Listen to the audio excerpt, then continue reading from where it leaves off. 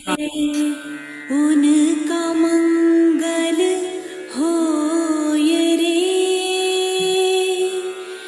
जिस जननी ने जन्म दिया है उसका मंगल हो ये रे।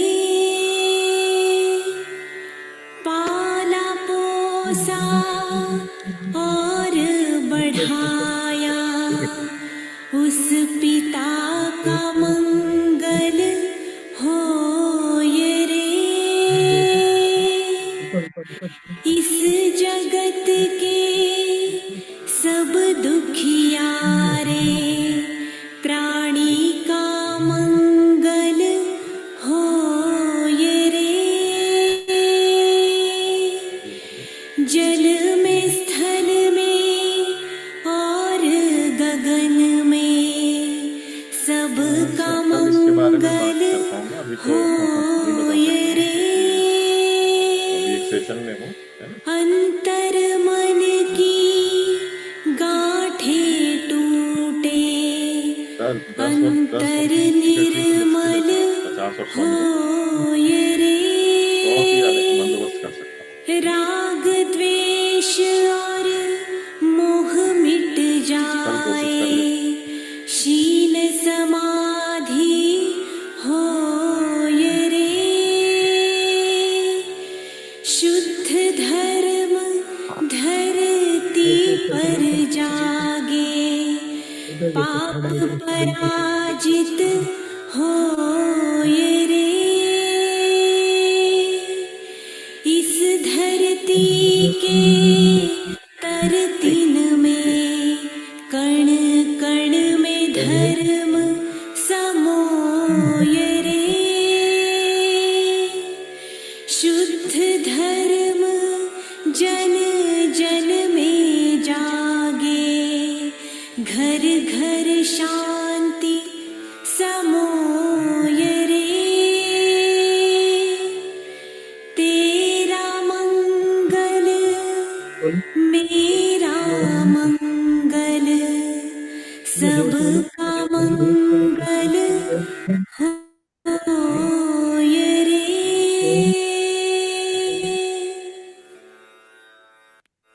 तेरा मंगल तेरा मंगल तेरा मंगल। ऐसे रब करो जोर से और उस चेहरे पे लगाओ ऐसे फ्रेश। हाँ पंजाब नंबर कैसा लगा बच्चे को? कैसा लगा है? ये जो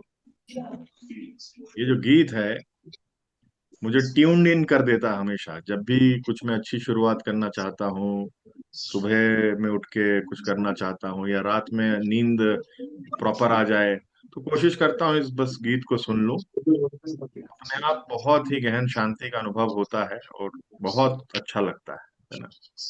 तो चलिए एक बार जिन लोगों ने सेशन अटेंड किया था एक बार रिकैप करते हैं, और मैं पूछूंगा कि किस तरह से आपको ये मालूम चलता है कि आपकी कंटेंट में वो चीज है जो लोगों से कनेक्ट करेगी। हमने कुछ क्वेश्चंस आपसे पूछे थे कि आपके कंटेंट के अंदर में ऐसी कौन कौन सी चीजें मौजूद हों तो समझ लेना कि ऑडियंस के साथ आपका कनेक्ट होना आसान हो जाएगा। तो कौन आंसर देना चाहेगा सबसे पहले? करेंगे हम मनोज जी प्रयास?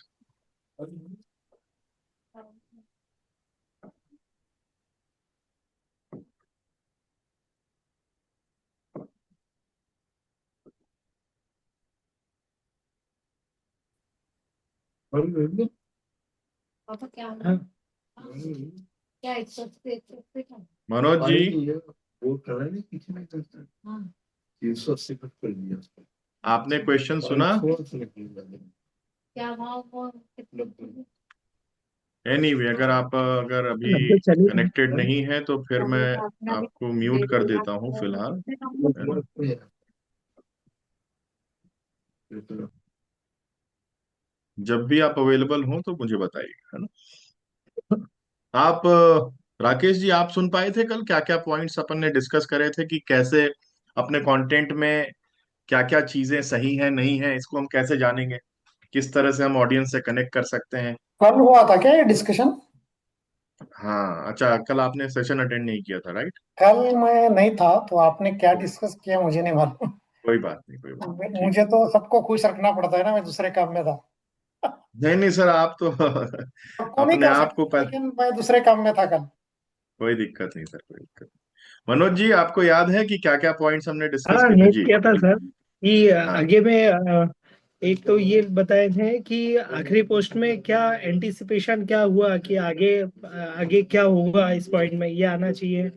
और हम्म। न्यू इमोशंस को मेरे शब्द में हिट किया या नहीं। हम्म। दूसरा कि क्या यह पावरफुल होगा या नहीं। हम्म। तीसरा था। चौथा, क्या इसने इस वीडियो में बनाए ये डीप में हिट करेगा कि करेगा या नहीं। फिर इसके हम्म। बाद क्या इसकी वजह से सामने वाले के मन में जिज्ञासा आएगी या नहीं। हम्म। क्या ये उसके दिमाग पर में छपेगा या नहीं। क्या हम्म। आम जिंदगी में लोग इससे रिलेट करने वाले हैं इस वीडियो को। और वेरी क्या गुड, ये वेरी गुड। लोगों के सरल से समझ में आने वाला है। ये 7-8 बहुत। पॉइंट बना के वीडियो बनाए तो बहुत अच्छा रहेगा। मैं बनाऊंगा क्या अभी बात। कल। अभी कल तक के तो कुछ पहले अलग ही वीडियो बन रहे थे। अब आगे इन हाँ। 7 पॉइंट को ऐड करके रखना पड़ेगा तो थोड़ी मेहनत और लगेगी। अभी 15 हम्म। रीटेक हो रहे थे तो शायद अब 50 रीटेक होंगे। बाद में कम होंगे, नहीं अभी ज्यादा होंगे, देखते हैं सर। नहीं नहीं, रिटेक्स नहीं होंगे, अब कम होंगे रिटेक्स, बताऊंगा क्यों कम होंगे आपके, है ना।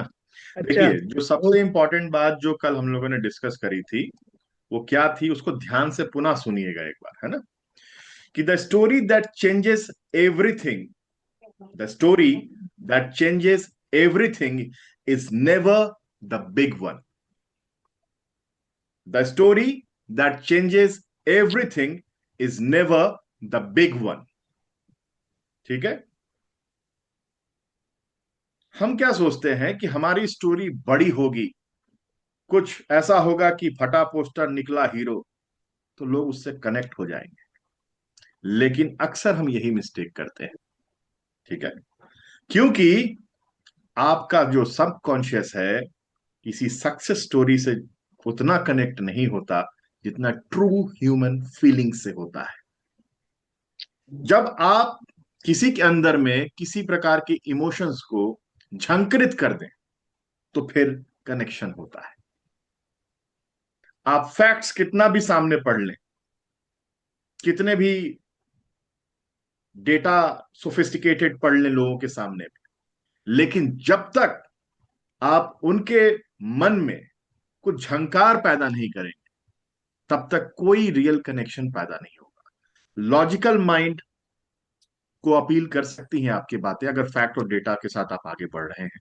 लेकिन अगर आपको इमोशनल माइंड को अपील करना है, तो फिर आपको कोई ना कोई ऐसी बात करनी पड़ेगी जिससे कि इंस्टेंट हुक क्रिएट हो, उनका ध्यान आकर्षित हो, और थ्रू आउट द कोर्स उनके मन में एक बात बनी रहे कि what is coming next,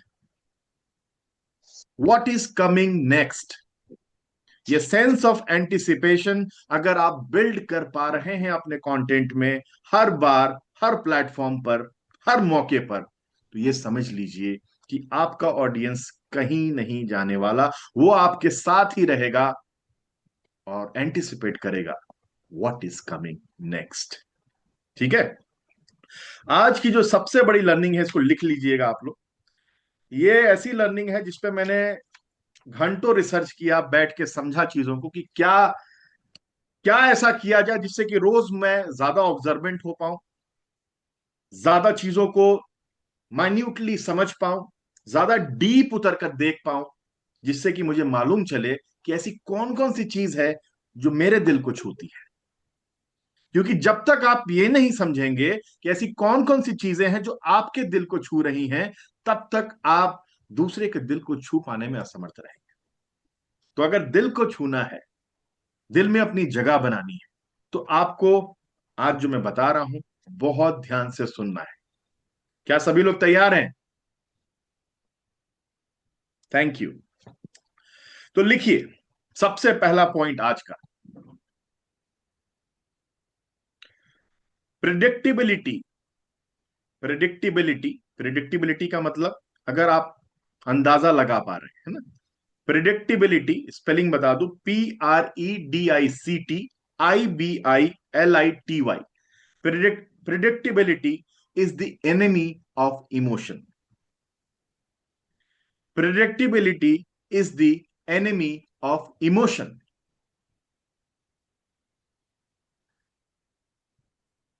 प्रिडिक्टिबिलिटी is the enemy of emotion. अगर आपका ऑडियंस, अगर आपका श्रोता, अगर आपके दर्शक ये समझ जाते हैं कि व्हाट इज कमिंग नेक्स्ट, तो गेम इज ओवर।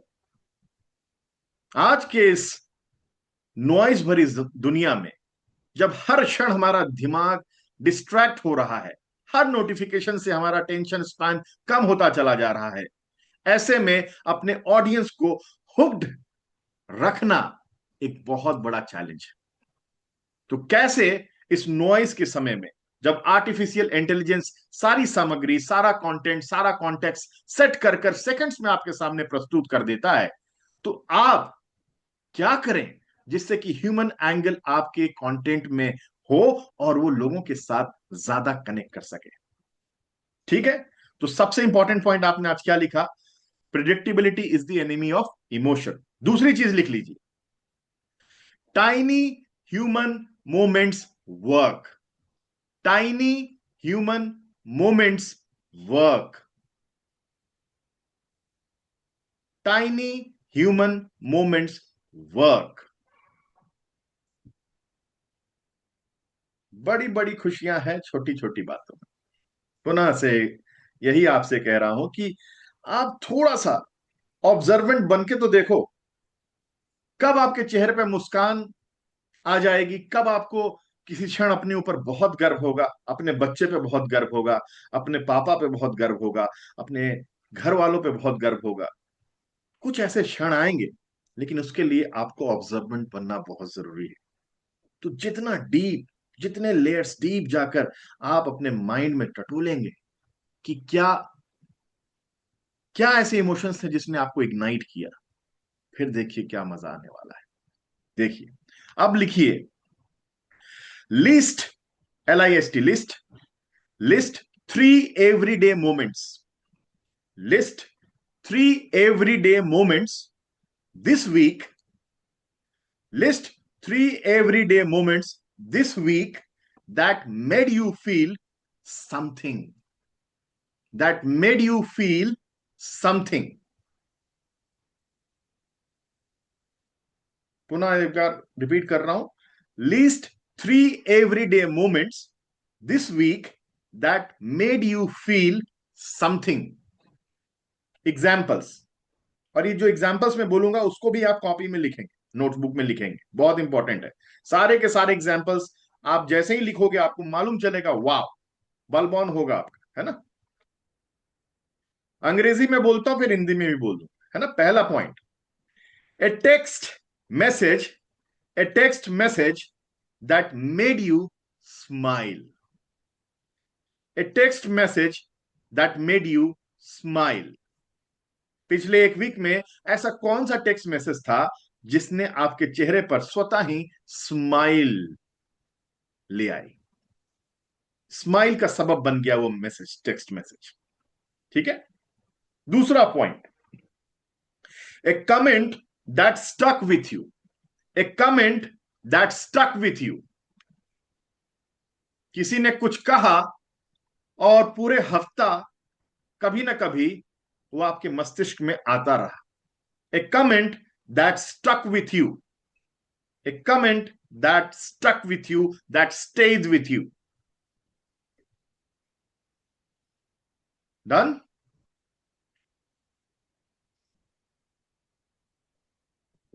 तीसरा पॉइंट, ये बहुत इंपॉर्टेंट है, a private proud moment. A private proud moment.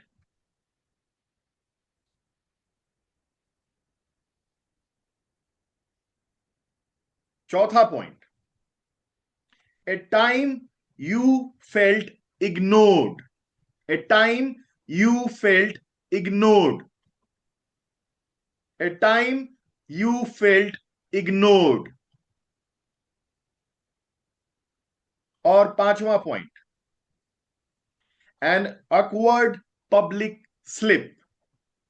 An awkward public slip. awkward की स्पेलिंग AWKWARD. पब्लिक स्लिप, कहते हैं ना स्लिप ऑफ टंग हो गया कुछ, या फिर आप जूम में अपने आप को म्यूट पे रखे थे लेकिन एकाएक जो है अनम्यूट हो गए और किसी ने कुछ ऐसी बात बोल दी जो आप नहीं चाहते थे कि कोई जान पाए, इसको कहते हैं ऑकवर्ड पब्लिक स्लिप, है ना। जूम पे हो जाए, कहीं मीटिंग में हो जाए, फोन पे आपने कम वॉइस साउंड करा था लेकिन एकाएक जो है ज्यादा वॉल्यूम बढ़ जाए और सबको सुनाई दे दे आपकी पत्नी आपको कैसे डांट रही है ना। तो ये सब जो है उसके एग्जाम्पल्स हैं। अब आप सभी को ठहरना है यहां पर, एक एक जो पॉइंट्स मैंने आपको बताए हैं, कम से कम कुछ एक पॉइंट, हर पॉइंट से रिलेटेड एक एक पॉइंट आपको अपने कॉपी में लिखना है। सबसे पहले शुरू कीजिए, ए text message that made you smile. देखिए अभी क्या मजा आने वाला है।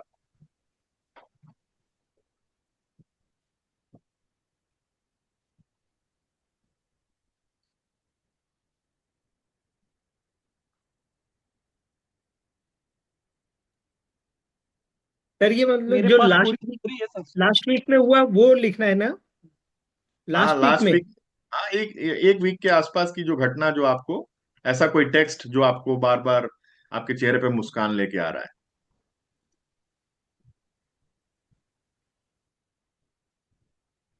एक बहुत ही वियर्ड सा असाइनमेंट मैंने आपको दिया है जो शायद पब्लिक स्पीकिंग असाइनमेंट्स में नहीं दिया जाता है, लेकिन इसका मकसद यही है कि आप ठहरें और मौन के आनंद को महसूस करें।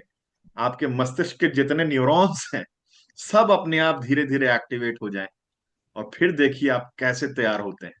5 मिनट की इस एक्सरसाइज में इतनी पावर है कि अब देखना आपके अंदर का स्पीकर किस तरह से बाहर निकलने के लिए बिल्कुल उतावला हो जाएगा।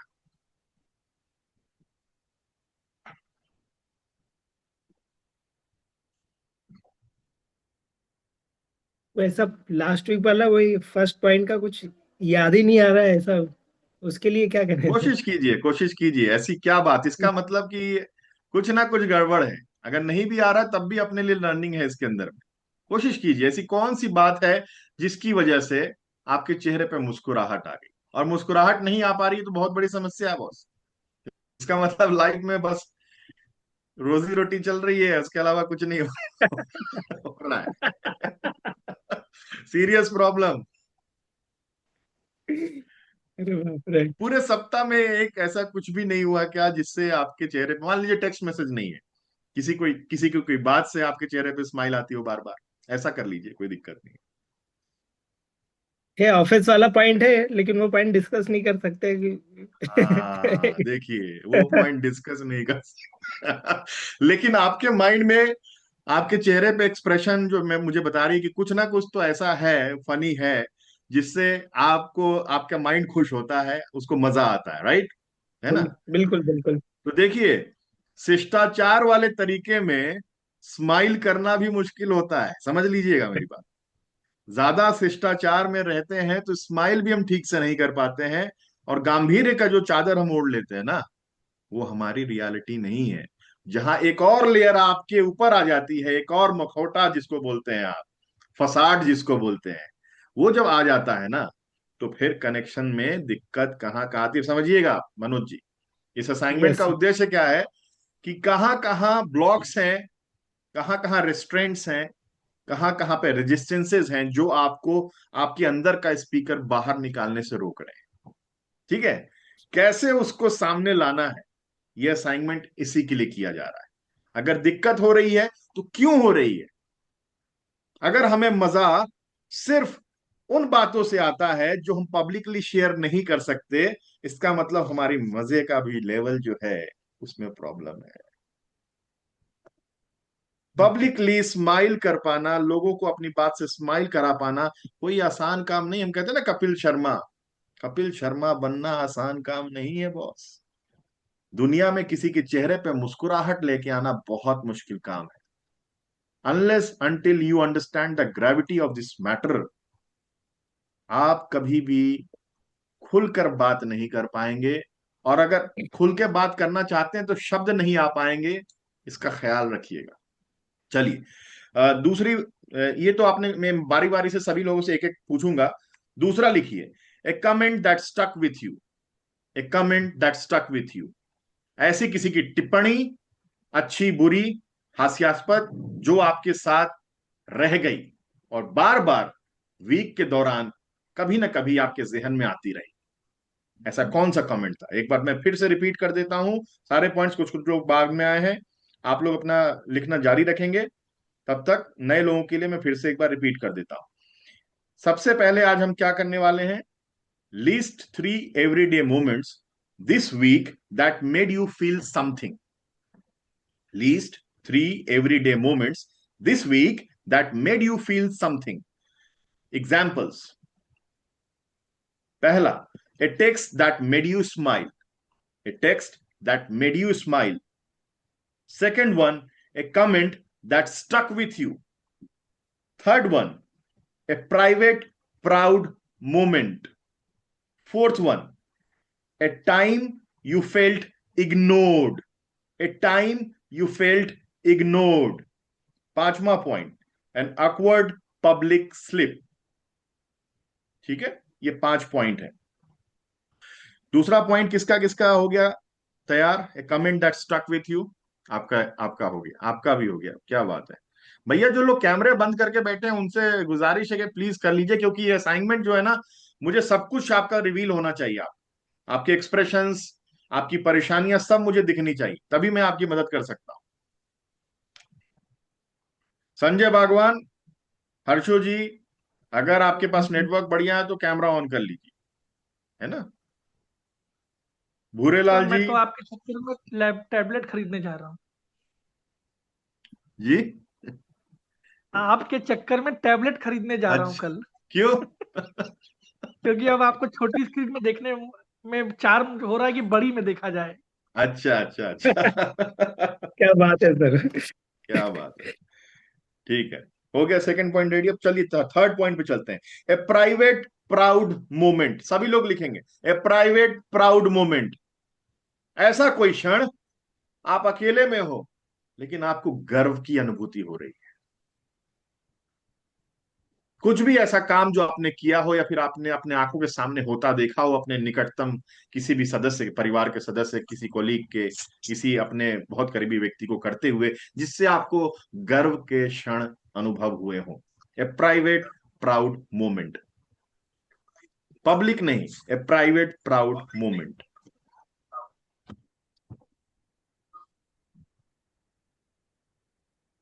हर्षु जी का तो प्रकाश ऐसा है कि दिख ही नहीं रहे मेरे इन आंखों से। मुझे लगता है कि मुझे भी वो वाली दिव्य दृष्टि चाहिए हर्षु जी को पूरा देखने के लिए।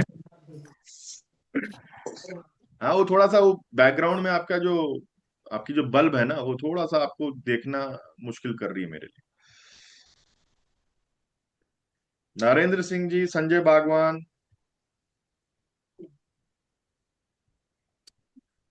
सिंह साहब। बोले कि मेरा जो नेटवर्क का गड़बड़ है, कोई बात नहीं, कोई बात नहीं, चलेगा। इसीलिए आप इसीलिए आप मैं तो लिखिए, अपन ने जो अभी बात करी आप तो लिख डालिए, मैं आपसे बात करने वाला हूं इसके बारे में। ऐसा कोई ठीक। प्राइवेट प्राउड मोमेंट जो पिछले विगत एक हफ्ते में आपको महसूस हुआ हो, वो आपको लिखना है। कोई सा भी एक प्राइवेट प्राउड मोमेंट, अपने बच्चे पे गर्व हुआ हो, अपनी वाइफ पे हुआ हो, खुद पे हुआ हो, अपने किसी कोलीग पे हुआ हो, अपने किसी जानने वाले पे हुआ हो, कुछ भी हो सकता है। लेकिन सच में आपको ऐसा महसूस हुआ हो उस समय की गूज बम्स आए, आपको सिहरन महसूस हुई हुई, क्या बात है ना। किसका किसका हो गया प्राइवेट प्राउड मोमेंट? क्या बात है, यस। और ऐसा नहीं है कि सब जैसे कह रहे हैं कि मेरा हो गया तो आपको भी हाथ उठाना, नहीं हुआ तो टेक योर टाइम, क्योंकि बहुत इंपॉर्टेंट असाइनमेंट है। और आज के बाद आप देखना कि आपकी स्टोरी बैंक कैसे ऐसा विस्तार लेगी कि आप किसी भी मंच के ऐसे खिलाड़ी बन जाओगे कि लोग बोलेंगे भाई इनको तो सुनना है, इनको सुनने बिना हमारा पेट नहीं भरने वाला, हमारा भोजन नहीं पचने वाला, ऐसा उन्हें अनुभव होने लगेगा। चलिए next point, a time you felt ignored, a time you felt ignored.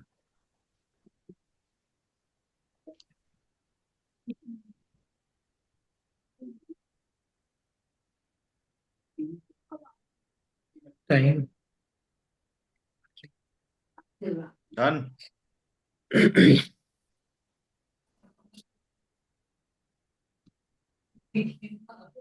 क्या होता है ना कि आजकल व्हाट्सएप पे इतना मैसेज आने लगा है कि हम लोग खुद से बातें करना भूल गए।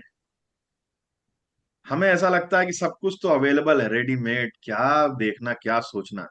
जो सोचने की फैकल्टी है उसका इस्तेमाल बिल्कुल बंद हो गया है, और उद्दीपन बंद हो गया। इसी वजह से महसूस होना बंद हो गया कि हम आखिर बार कब मुस्कुराए थे, ये भी याद नहीं आता है ना। तो दूसरों के चेहरे पर मुस्कुराहट लाना कितना डिफिकल्ट हो सकता है जब आपको खुद के जीवन से संबंधित एक घटना याद नहीं आ रही कि लास्ट टाइम आप मुस्कुराए किस बात पे थे।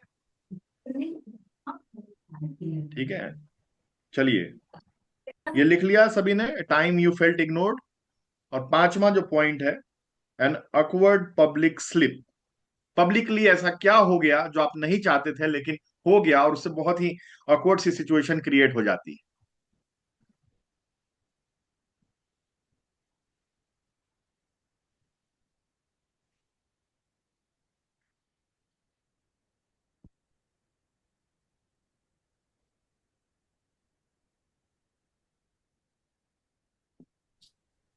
5वें पॉइंट का तो सर बिल्कुल ही आंसर नहीं आ रहा, मतलब कोई पूरी बात नहीं है, कोई ईमानदारी। बात नहीं है।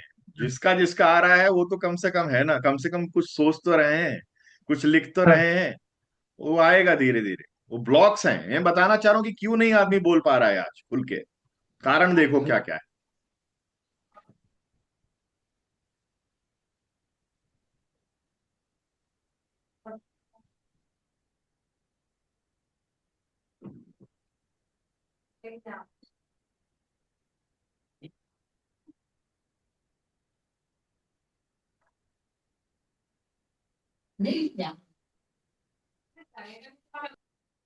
हो गया सभी लोगों का?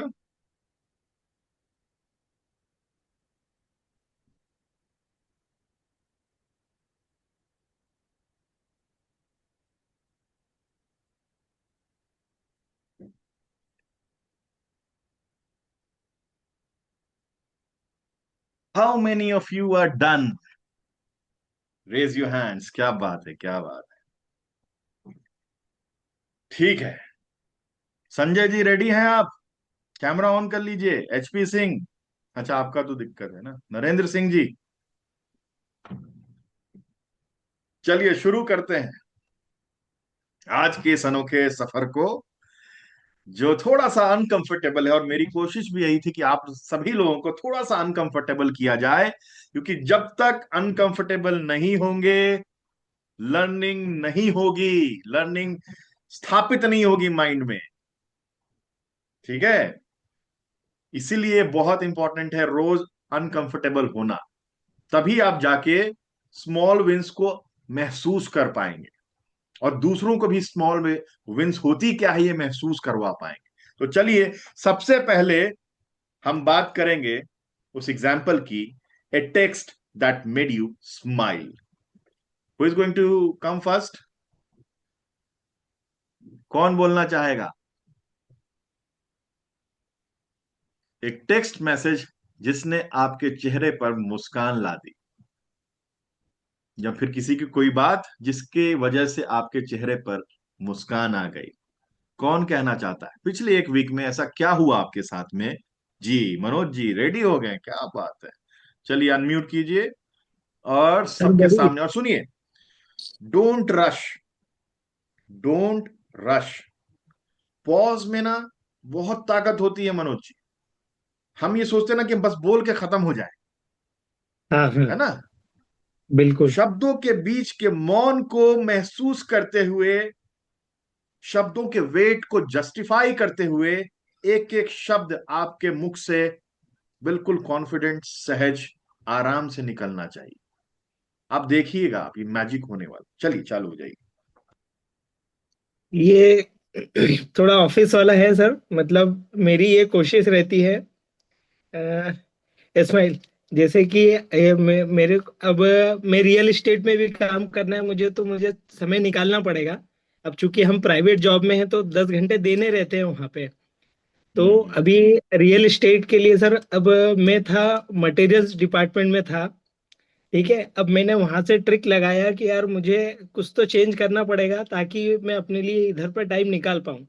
तो मैंने वहां से क्या किया, अपने को शॉप फ्लोर में शिफ्ट किया। मतलब जो मशीनें बनती है ना, तो शॉप फ्लोर इंचार्ज हुआ मैं। शॉप फ्लोर इंचार्ज होने का मेरा उद्देश्य ये था कि मैं 2 शिफ्ट एक साथ कर सकता हूँ, कंटिन्यू कर लेंगे तो उसमें क्या, सी ऑफ बोलते हैं ना सर, नेक्स्ट डे के लिए हमको छुट्टी मिल जाती है। तो मैं सेकंड शिफ्ट में रहता हूँ, जैसे अभी 2-3 दिन से आप मुझे देख रहे थे मैं ऑफिस में रहता था। आज थोड़ा जल्दी आ गया था क्योंकि थोड़ा थकान लग रही थी, 2-3 दिन पहले ही मैंने कंटिन्यू किया था। तो बॉस को पता चल जाता, उसने उन्हें पता है कि अच्छा यार तुम ये काम भी करते हो ये।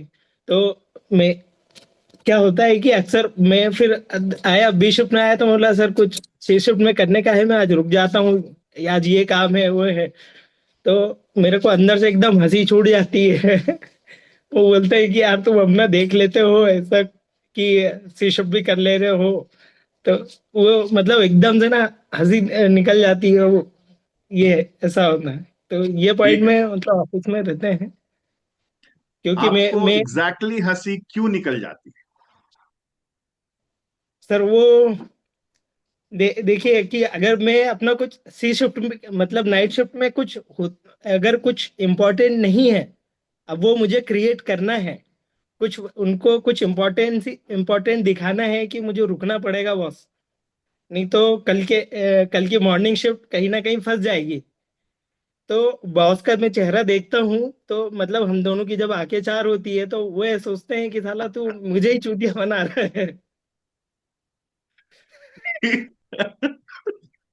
समझ गया, थैंक यू वेरी मच, बहुत बढ़िया। देखिए अल्टीमेटली वो चीज आई जो हम चाह रहे थे कि आए। तो हर कोई इससे कहीं ना कहीं कनेक्ट कर रहा होगा कि ऐसी सिचुएशंस अच्छा, हमारी जिंदगी में आती है। जी बोलिए। मैं मैं अचीव कर लेता हूँ कैसे भी करके, क्योंकि मुझे पता है कि मतलब मेरी इतनी तैयारी हो गई होती है कि वो मना नहीं कर पाएंगे। मतलब मैं अपनी तैयारी फिक्स करके रखता हूँ, मतलब सोच के ही जाता हूँ कि यार तुम कुछ भी जितनी तुम रोकने की कोशिश, तुम बोलोगे कि नहीं रुकना है, उतने मेरे पास 1000 रीजन रहते हैं कि आपको रुकना पड़ेगा। अच्छा, वेरी तो गुड, वेरी गुड। क्या हाँ। बात है। देखिए अभी अभी क्या हुआ मनोज जी, जब आप कह रहे थे ना, तो मैंने देखा कि हर व्यक्ति के चेहरे पे एक शातिर वाली मुस्कान थी। सबको मजा आया था क्योंकि सबका वो मी मोमेंट था। मेरी बात पे ध्यान दीजिएगा, सबका वो मी मोमेंट था।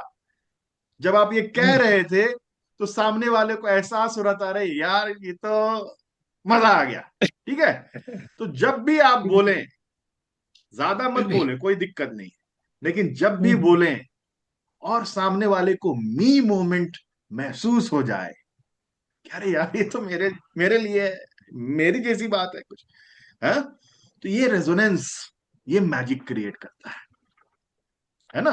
तो जिन बातों को हम व्यक्त करने से झेपते हैं, जो कहते हैं ना कि सीक्रेट है या फिर डार्क है, वहां पर हम लोग अपने आप को रोकते हैं कि इसको शेयर करेंगे। अगर इसको शेयर करने का तरीका हम सीख जाएं, ठीक है, थोड़ा शब्दों को अपग्रेड करना पड़ेगा, है ना, हाँ हाँ, बिल्कुल लेकिन बिल्कुल।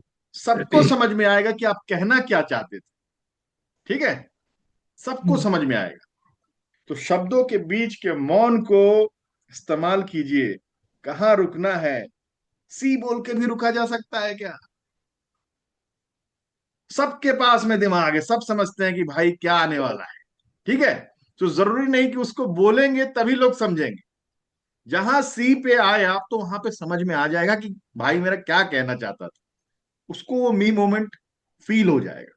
ठीक है, ठीक है मनोज जी, इसको ध्यान रखिएगा। ऐसे ही आपको डीप, है ना, अपने साथ में थोड़ा सा समय रोज बिताना है कि ऐसा कौन सा मोमेंट था जब मैं किसी टेक्स्ट मैसेज को देख के या फिर किसी सीन को देख के बार बार मेरे चेहरे पे स्माइल आई। ठीक है, इससे आप ज्यादा दृष्टा हो जाते हैं, आप बहुत ऑब्जर्वेंट हो जाते हैं, और ऑब्जर्व करने से बहुत सारी चीजें आप ऐसा समझ पाते हैं कि आपके पब्लिक स्पीकिंग की जर्नी में, आपकी स्टोरी टेलिंग की जर्नी में ये सारे मोमेंट्स सामने वाले को हमेशा इंटाइस्ड रखेंगे, हुक्ड रखेंगे, है ना। चलिए, और कोई बोलना चाहता है इस वाले टेक्स्ट पे? Text that made you smile, जी राजेश जी। तो मुझे जो टेक्स्ट आया वो मेल पे कल ही आया है, एंड इस टेक्स्ट को मैं आपको रिवील करूंगा, बट एक स्टोरी है इसके पीछे। बिल्कुल। एंड जो आपने 4 सवाल दिए हैं, हाँ, आई थिंक 5, उसमें से हाँ, इस स्टोरी में 4 तो कवर हो जाएंगे। क्या बात, वेरी गुड। तो स्टोरी कुछ यूं है कि सितंबर में मुझे एक मैसेज आता है अपने कस्टमर का कि मेरे एक फ्रेंड है, बॉस हैं, उनको मैंने आपका रेफरेंस दिया है, तो आप उनसे कनेक्ट कर लीजिए। अब वो जो मेरे कस्टमर थे उन्होंने मेरी भी बहुत ज्यादा वैल्यू बना दी उनके आगे, and उनकी भी मेरे आगे काफी वैल्यू बना रखी थी। मुझे सिर्फ एक ही लाइन मेजर बोली थी कि वो 5 आईटी कंपनी के सीईओ रह चुके हैं और उनका 70-80 लाख पर ईयर का पैकेज है। अब भाई साहब, 70-80 लाख का पैकेज अगर हमने किसी का सुना तो सबसे पहले तो एक डाउट आता है कि उससे हम बात क्या करेंगे। अब बात की, 2 महीने तक कोई कम्युनिकेशन नहीं था। मेरा वहां जाना हुआ 2 महीने पहले, एंड जाने के बाद उन्होंने बोला अब आप आ गए हो तो एक बार उनसे भी मिल लीजिए। अब मैं इस सिचुएशन को अवॉइड करना चाह रहा था कि ठीक है यार, एक कस्टमर कम होगा, पर टेंशन तो नहीं होगी, बात क्या करेंगे, बेइज्जती तो नहीं होगी। बट उन्होंने बोला नहीं, मिलना है। मेरे हाथ से उन्होंने मोबाइल लिया, मैसेज कर दिया, और सामने वाले जो सीईओ थे उनका मैसेज आया कि ठीक है, लेट्स सी टुमारो। तो अगले दिन जब मैं जाता हूँ और मैं देखता हूँ कि कुछ अलग ही माहौल है वहां का, पूरा कॉरपोरेट एमएनसी वाला, आईटी वाला। अब मैं ये सोच रहा हूँ पूरे माइंड में, जब से मैसेज किया और उनका रिवर्ट आया कि मैं बात क्या करने वाला हूँ, क्या मैं ऐसा उनको बोलूंगा कि उनको वैल्यू मिलेगी, क्योंकि ऑलरेडी 70-80 लाख अगर कोई व्यक्ति कमा रहा है तो मैं क्या। म्यूट कर लीजिए अपने आप को, आपकी आवाज थोड़ी डिस्टरबेंस कर रही है। हर्षु जी, आवाज थोड़ी अपनी म्यूट कर लीजिए जी। तो मैंने Thank you. सोचा मैं अब क्या वैल्यू एड करूंगा उस व्यक्ति को जो ऑलरेडी खुद का, जिसका पैकेज 70-80 लाख का, ऑब्वियसली। अब वो मोमेंट मेरे लिए था, मैं गया, बैठा, पानी पिया। किस्मत से वो उस दिन 15 मिनट लेट आए, तो 15 मिनट का मुझे टाइम मिला थोड़ा सा ब्रीदिंग का। उनके एक असिस्टेंट थे, जब मैं असिस्टेंट से मिला तो आप नॉट आउट, सॉरी आउट बोलो, बोल्ड बोलो, क्लीन बोल्ड बोलो, कैच कैच आउट बोलो, सारी चीजें वही हो गई। अब मैंने बोला यार, ये तो इनके जो जूनियर या असिस्टेंट है, इनसे मिलने के बाद अगर मेरी ये हालत है तो वो जब आएंगे तो क्या होने वाला है। फिर अंदर ही अंदर एक थॉट दिया कि यार, इसके पहले मैं 300 करोड़, 600 करोड़, 500 करोड़ वाली कंपनी के साथ भी मेरी मीटिंग हुई है, तो थोड़ी सी एक पॉजिटिविटी आई। अगेन ये सोचा कि यार, लेकिन वो लोग मेरे पास आए थे, मैं तो उनके पास नहीं गया था बिजनेस लेने। फिर एक नेगेटिव थॉट आया। प्रोसेस चली, एक मीटिंग हुई, उन्होंने बोला हमें ये प्रपोजल दो। वो प्रपोजल पहले मैंने इग्नोर किया। 15 दिन के बाद जैसे तैसे करके उनका मैसेज आया कि सर आपका प्रपोजल रिसीव नहीं हुआ। फिर मैंने अपना प्रपोजल भेजा, क्योंकि जो बीच की पार्टी थी वो कम्युनिकेशन कर रही थी दोनों के बिहाफ पे। जैसे तैसे मैंने प्रपोजल भेजा और मैंने सोचा कि अब इनका मेल नहीं आया तो ज्यादा अच्छा है। उनका मेल आता है। मेल में कुछ ऐसा लिखा होता है जो शायद मैंने बहुत कुछ किया लेकिन अपने 7 साल 8 साल के करियर में वो चीज नहीं की थी जो उनका एक्सपेक्टेशन था।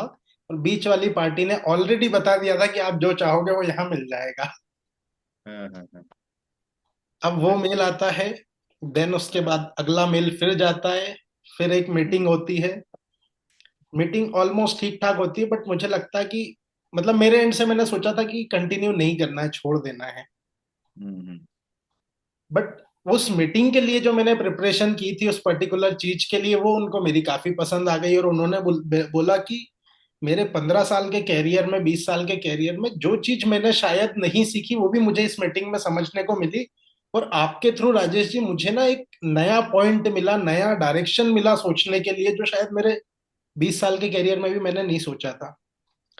सारी चीजें हुई। अभी आपको मैं बता दूं, ये सारे यहाँ पे अग्रीमेंट सारे रखे हैं, पूरे अग्रीमेंट के थ्रू वो गए। मेरी लाइफ का ऐसा पहला बिजनेस था जिसने मेरे साथ जो है करीबन 16 पेज का एग्रीमेंट साइन किया।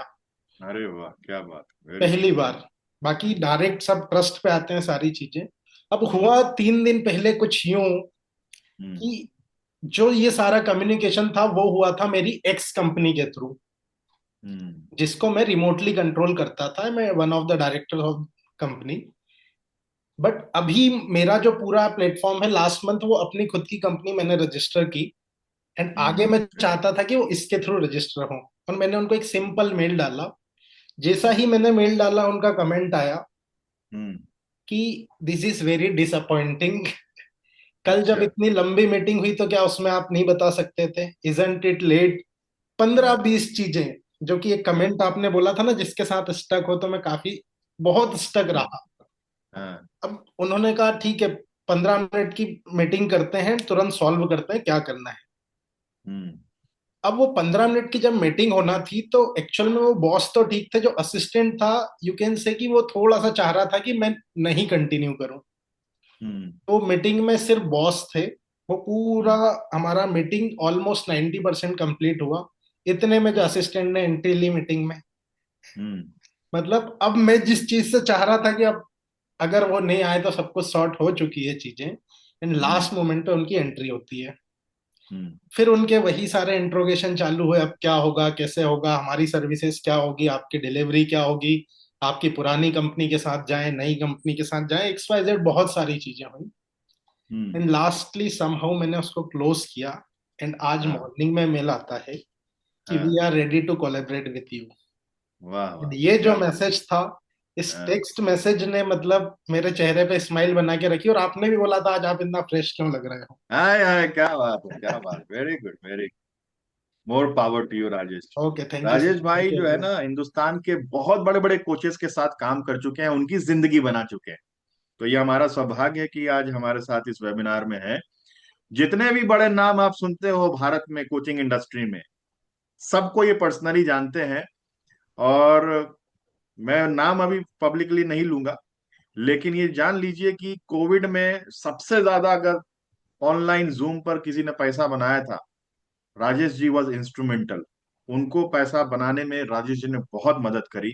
तो ये जो इनके जीवन में ये खुशी का जो क्षण है, जो इन्होंने महसूस किया, मैं उसके लिए बहुत हृदय से बहुत खुश महसूस कर रहा हूँ, क्योंकि मैंने जाना है कि राजेश ने उसके बाद क्या किया अपने साथ में, कैसे इन्होंने वापस से अपने आप को रीऑर्गेनाइज किया, रिवैम्प किया, और खुद के बल पर इन्होंने ये जो डील है वो हासिल करी है।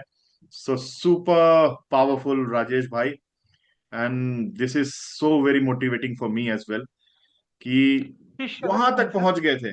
मतलब कि इंडिया का कोई भी कोच चाहता कि राजेश मेरे साथ काम करे उस समय में, वहां से बिल्कुल सब कुछ छोड़ दिया, ऐसी जगह पे आ गए कि भाई वहां कोई कॉरेस्पॉन्डेंस नहीं किसी से, और फिर से जीरो से शुरू करके ये डील हासिल करी। Very powerful, thank you very much Rajesh भाई। ओके सर, चलिए एवरीवन। नेक्स्ट कौन बोलना चाहेगा इसके बाद? सर मेरी आवाज आ रही है क्या? हाँ, आ रही है विवेक जी, प्लीज। सर ये कह रहा हूँ कि राजेश शर्मा जी किस शहर से हैं? इंदौर से हैं सर, इंदौर से। अरे क्या बात है। बहुत बढ़िया। ये बहुत मतलब अच्छे लेवल पे लोगों के ब्रांड को स्टैब्लिश करने में इतना सटल योगदान देते हैं कि सामने वाले को जब रिजल्ट्स मिलते हैं ना, तो उसको लगता है कि वाह, ये कैसे हो गया, और बहुत कम समय में।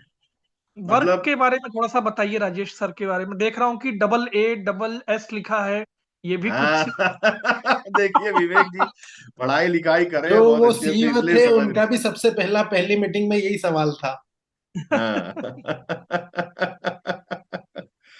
बताइए राजेश जी, क्यों है आपके नाम के पीछे में ये, कि अभी बाद में ले इसको? अ, बिल्कुल, सबका कर एक लेते हैं मिनट उसके में मैं बाद। आपको बता दूंगा हाँ सर ठीक है, इसमें। बताइए बताइए प्लीज। देखिए, कुछ चीजें जो कहते हैं ना, डूबते को तिनके का सहारा, तो मैं देखता हूँ कि अगर किसी चीज में नुकसान नहीं है और उसको करने से देखिए, एक होता है अल्टरनेटिव मेडिसिन प्रैक्टिशनर, मतलब बिना दवाई लिए बिना किसी इलाज के आप किसी चीजों से ठीक हो सकते हो, इसको बोला जाता है प्लेसिबो इफेक्ट। तो प्लेसिबो इफेक्ट कैसे काम करता है कि हमें लगता है कि अगर हम शिरडी जाएंगे तो हमारा ये काम बन जाएगा, हमें लगता है हम खाटू श्याम जाएंगे तो ये काम बन जाएगा, कुछ लोगों को लगता है कि अगर हम लाल धागा पहनेंगे तो हमारा काम बन जाएगा, कुछ को लगता है शनि मंदिर में हर शनिवार तेल चढ़ाने से शायद हमारे दुख दूर हो जाएंगे, जानवरों को कुछ खिलाने से हो जाएगा। तो मुझे लगता है कि अगर मेरे नाम में एक चीज अगर बढ़ाने से सिर्फ मेरी मेंटलिटी चेंज होती है या क्या कुछ पॉजिटिविटी मिलती है, तो वो चीज कर लेना चाहिए ताकि कोई डाउट नहीं रहे और आप आगे बढ़ जाओ। क्या बात, क्या बात। तो बेसिकली ये फील्ड क्या है सर आपका? फील्ड बता दीजिए आपका। देखिए, प्लेटफॉर्म अलाउ नहीं करता है, मतलब जिस तरह से मैं यहाँ पे हूँ, तो बेटर रहेगा या तो गौरव सर बताएं। हाँ ठीक है, कोई बात नहीं है, मैं आपको बता दूंगा विवेक जी क्या करते हैं ये। और आपके कैंपेन में कितने इंस्ट्रूमेंटल हो सकते हैं मैं बताऊंगा आपको। जबरदस्त चीज है ये व्यक्ति, बहुत जबरदस्त। मतलब मैं नहीं, बता रहा हूँ अच्छा यहाँ लगा। इस वेबिनार को अटेंड करने वाला कोई भी व्यक्ति अगर इंडिया में शाइन करना चाहता है तो राजेश भाई की मदद ले सकता है। जैसे कि आपने देखा होगा कि बिहार में एक व्यक्ति ने चुनाव लड़ा था, हालांकि वो हार गए, लेकिन कई सारे लोगों की पॉलिटिकल लाइफ में उन्होंने आमूल परिवर्तन लाए थे। नाम तो जानते ही होंगे आप सभी लोग। प्रशांत किशोर। हाँ जी, हाँ जी। तो उस किस्म का जो है किरदार राजेश जो है अपने तरीके से निभा सकते हैं आप लोगों के साथ में। तो राजेश भाई 2027 में आइए सर, उत्तर प्रदेश में आपका वेलकम है, चुनाव नजदीक है। चलिए अब आगे बढ़ते हैं, राकेश जी से सुनते हैं। राकेश जी, आपके पास में क्या है हम सभी के लिए? आपके तर्कश में जो तीर है उससे चलाइए प्लीज। अच्छा, ये पांचों पॉइंट्स का बता दूं क्या? बिल्कुल बता दीजिए सर, स्टोरी फॉर्म में बता देते हो, जैसे राजेश भाई ने सबको इंटीग्रेट करके एक स्टोरी में यूज कर लिया। आप चाहे तो ऐसा भी कर सकते हैं, इंडिविजुअली भी कर सकते हैं। अच्छा, नहीं अलग अलग ही हुआ है मेरा हाँ हाँ। एकदम।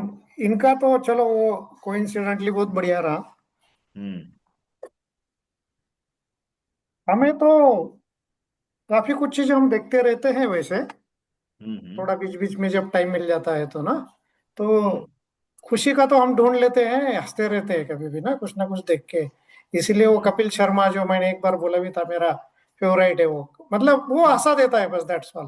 तो अभी उसको कोई कुछ भी बोले, लेकिन मेरा मैं देखता हूँ उसको ना, जैसे राजू हाँ श्रीवास्तव भी था, उसको भी देखता हाँ। हूँ।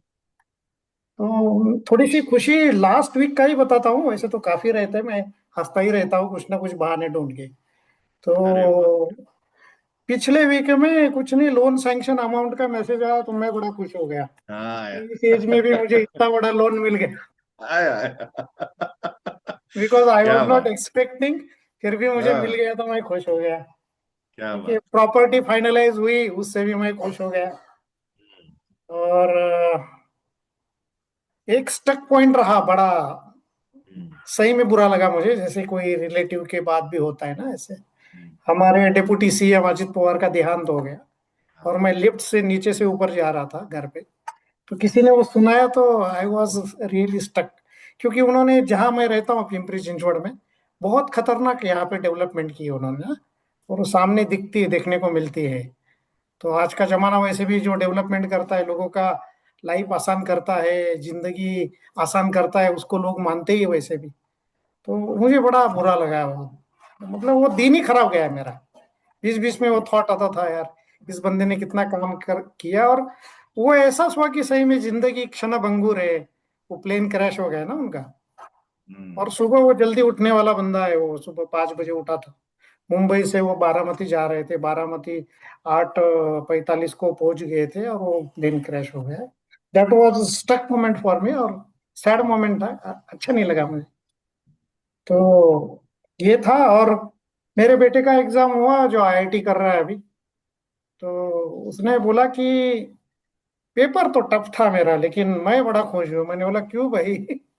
हम्म, तो उसने बोला कि वो कैलकुलेशन करके बताया उसने, हमारे यहाँ ऐसा ऐसा कैलकुलेट होता है आईआईटी में, तो हाँ, जितना ज्यादा टफ होता है तो होशियार बच्चे खुश हो जाते हैं, क्योंकि उनकी फिर वो क्या बोलते हैं ना, वो अलग कैलकुलेशन रहता है उनका, वो ग्रेड वगैरह हम्म, वो बढ़ते हैं उससे उल्टा।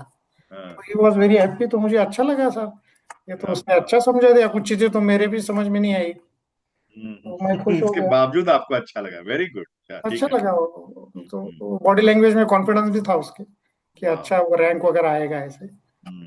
और काफी छोटी छोटी चीजों में हेल्प कर देता है वैसे भी वो ना टेक्निकली। क्या बात। और ये चौथा जो है ना, इग्नोर्ड वाला, मैं पिछले वीक तो कुछ हुआ नहीं ऐसा मेरे साथ खास, हम्म, ठीक है, ओके। लेकिन वो होता है क्योंकि मैं मार्केटिंग में हूँ ना, हम्म, तो काफी लोगों से तो मैं हमेशा मिलता रहता हूँ, ग्रुप में रहता हूँ, हम्म, मीटिंग्स में रहता हूँ, तो कभी कभी वो मोमेंट आते हैं, लेकिन पिछले वीक में ऐसा कुछ आया नहीं। हाँ। लेकिन वो आते हैं मेरे इसमें, क्योंकि जब हम ग्रुप में मिलते हैं तो कभी कोई इग्नोर कर देता है हमें, या हमारी तरफ अटेंशन नहीं करता है, तो हमें एज ए ह्यूमन बीइंग होता है, और मुझे भी होता है, क्योंकि थोड़ा सा तो एक ईगो होता है, या थोड़ा सा होना चाहिए। तो हम्म, पिछले वीक में तो ऐसा कुछ हुआ नहीं। ठीक। और हमारा जब सेशन चल रहा था रियल एस्टेट का ना, तो हम्म, मुझे पता नहीं था कि ये अनम्यूट है करके ना, मैंने जोर हाँ। से आवाज दिया मेरी वाइफ को ना।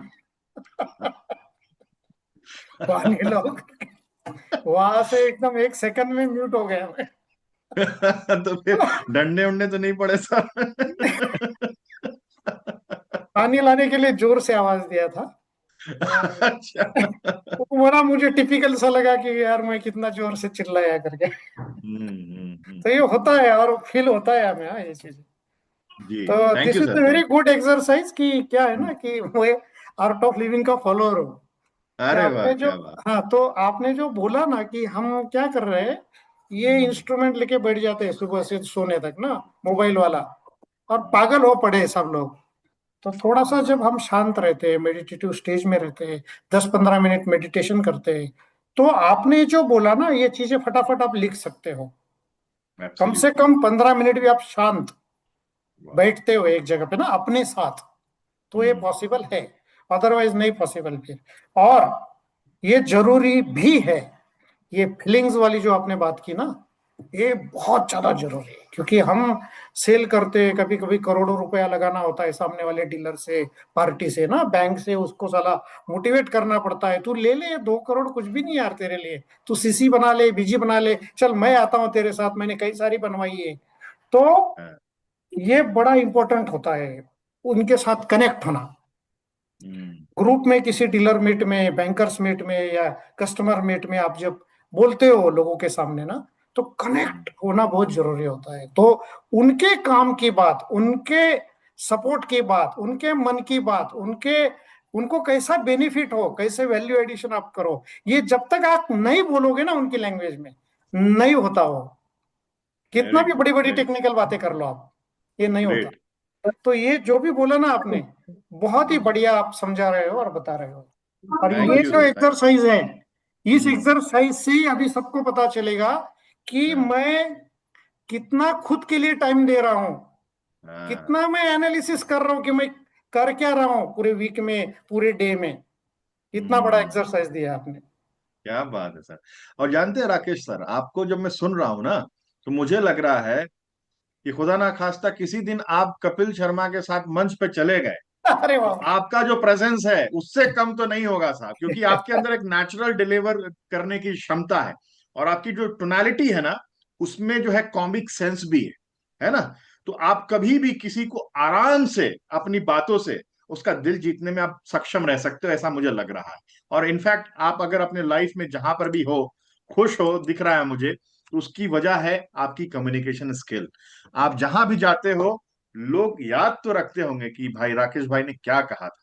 ये है आपके अंदर में गुण, आई अप्रिशिएट इट सर। बहुत बढ़िया। और बहुत आपने अच्छे ढंग से उसको ऑब्जर्व करके हमारे सामने रखा, बिल्कुल वैसा ही रखा जैसा आपने महसूस किया। इसके लिए आपको बहुत बहुत साधुवाद sir, thank you very much. Thank you. चलिए, आप कौन बोलने वाले हैं? डॉक्टर केतन जी, वेरी गुड। गुड इवनिंग सभी को। गिरने जाए, मोबाइल गिरने हाँ, जाए, कर दो शायद। अनम्यूट कोई म्यूट कर लीजिए जिनकी भी आवाज आ रही है ना। हाँ, जो एक स्पीकर है उनको बोलने दीजिए। मेरी स्टोरी बताता हूँ कि हम्म, ये जो पुरी में इवेंट था उसके पहले एक मेरे घर में यानी हम्म, मुझे एक ग्रैंड डॉटर है, यानी मेरे बड़े जो भाई है उनके लड़के को लड़की हुई थी। हम्म। वो इमरजेंसी सीजर करना पड़ा, बच्चा भी प्री टर्म, एकदम वेरी लो बर्थ वेट, उसको आईसीयू में रखना पड़ा था। मैं तो अपने जॉब में था और साथ में ये इवेंट भी आ रहा था, इसकी डेट्स भी नजदीक आ रही थी। तो वही, अभी ये टायर 2 सिटी में थे तो उनको नागपुर रेफर करना था, यानी कोई डिसीजन नहीं ले पा रहा था एक्चुअली उनके, हमारे वो सभी लोग उसमें फार्मर है और वो डिसीजन नहीं ले पा रहे थे। तो मैंने उनको अभी फोन करके, मैंने भी थोड़ा सा सभी से कांटेक्ट करके, मेरे भी जो डॉक्टर फ्रेंड्स है सभी से बात करके फिर मैंने उनको शिफ्ट होने के लिए बोला नागपुर में। तो एक पहले तो विवेकानंद हॉस्पिटल में उनको शिफ्ट किया गया। फिर वो बच्ची जो है उसका वेट तो था 1200 केजी तक का था, ठीक है, और वो 7 मंथ की थी। और उसको हम लोग बोलते हैं कॉन्जेनाइटल निमोनिया, यानी बचपन से ही निमोनिया, यानी उनके फेफड़े पूरे सफेद रहते हैं, सांस लेने में तकलीफ। तो उनको मैंने वहां शिफ्ट किया। फिर वही, मैं तो दूसरी जगह मेरा जॉब चालू था और साथ में जहाँ मैंने शिफ्ट किया वहां मेरी दोस्त भी थी। तो उसी के वजह से मैंने उसको शिफ्ट किया था बच्ची को। फिर वहां पे एक बच्चा, वो रात में वहां पे हॉस्पिटल में, यानी उसकी सांस जो है वो ऑक्सीजन के सपोर्ट के बावजूद भी कम कम हो रही थी। वो एपनिया यानी एक ऐसी स्थिति जहाँ पे ऑक्सीजन बिल्कुल नहीं रहता है, ब्रेन को सप्लाई नहीं रहता। तो इस स्टेज में वो बच्चा जा रहा था। तो और उस समय ये हुआ था कि मेरा जो मोबाइल है वो रात को डिस्चार्ज हो गया था और रात को वो हॉस्पिटल वाले उनको रेफर करने के लिए बोल रहे थे। उसके सामने एम्स हॉस्पिटल है, पर एम्स हॉस्पिटल में जगह नहीं थी। पर तो रात में फिर वो सभी, वो वहां पे जो मेरे रिलेटिव थे वो भी थोड़े से बड़े टेंशन में आ गए थे कि कैसे करना, क्या करना, कैसे भी करके उसको कोई भी, और ज्यादा ये भी नहीं है, फार्मर है तो वो फाइनेंशियली भी इतने ये नहीं थे। तो उसके बाद अगले दिन मेरा भी मोबाइल, फिर अगले दिन जब उसको रिचार्ज किया तब बहुत सारे कॉल आए थे, मैंने कॉल किया तो सब टेंशन में थे, ऐसा ऐसा हुआ रात में। फिर मैंने भी सोचा अभी कि अभी नागपुर में चला जाए और उनको कुछ भी करके उनको सपोर्ट करना चाहिए। और बीच में मैंने फिर इनको भी फोन किया था, अपने पांडे जी और दीपेंद्र जी को, कि मैं, मेरा आना तो नहीं हो सकता पूरी में क्योंकि ऐसे ऐसी इमरजेंसी है। फिर नागपुर में आया मैंने, फिर एक सेटल किया, वो दूसरे एक दोस्त को बोल के एक शालीनता मेघे हॉस्पिटल में उसको बच्चे को फिर आईसीयू में शिफ्ट किया। फिर वो सब उनको सपोर्ट वगैरह, उसके बाद फिर मेरा पुरी में भी आना हुआ। और पुरी में भी आप सभी लोगों से मुलाकात हुई, सभी डायमंड और जेम्स लोगों से मुलाकात हुई, ये एक अच्छा मोमेंट था। और नया नेटवर्किंग, नए लोगों से बात। फिर अभी जब लास्ट एक 1.5 मंथ के बाद वो बच्चा सही सलामत डिस्चार्ज हुआ, उसका फिर फोन आया था मुझे कि बच्चा अभी घर में सही तरीके से, उसका वजन भी बढ़ गया था, 1 kg 800 ग्राम, और बच्चा सक्सेसफुली डिस्चार्ज हुआ।